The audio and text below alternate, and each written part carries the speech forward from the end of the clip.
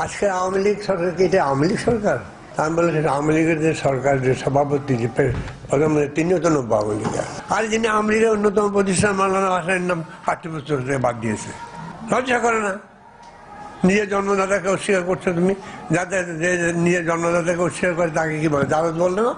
বৃহস্পতিবার বঙ্গবন্ধুকে কটাক্ষ করে এবিএম মূসার দেয়া এই বক্তব্যের প্রতিবাদ জানিয়ে এ নিয়ে দলীয় অবস্থান পরিষ্কার করেন আওয়ামী লীগের ভারপ্রাপ্ত সাধারণ সম্পাদক মাহবুবুল আলম হানিফ। এবিএম মূসা শেখ হাসিনার সরকারের বিরুদ্ধে জিহাদে নেমেছে বলে অভিযোগ তার। মুক্তিযুদ্ধে তিনি দেশবিরোধী ভূমিকায় ছিলেন এমন অভিযোগ হানিফের।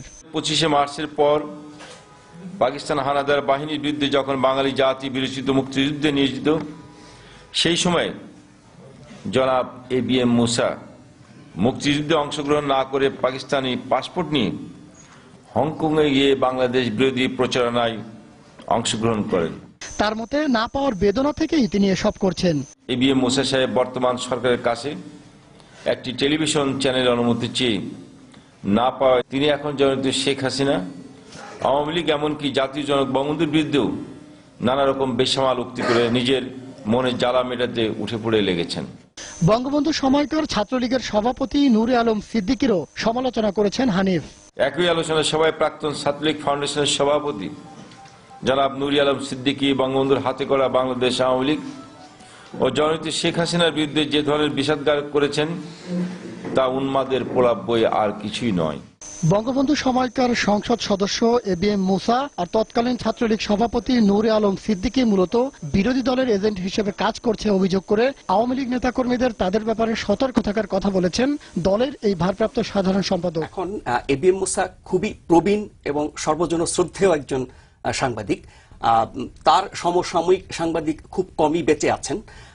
এবিএম মূসা একসময় রাজনীতিও করতেন, আওয়ামী লীগের রাজনীতি করতেন এবং বঙ্গবন্ধুর সাথে তিনি রাজনীতি করেছেন, সাংবাদিকতা করেছেন এবং 73 সালে তিনি জাতীয় সংসদের সদস্য ছিলেন।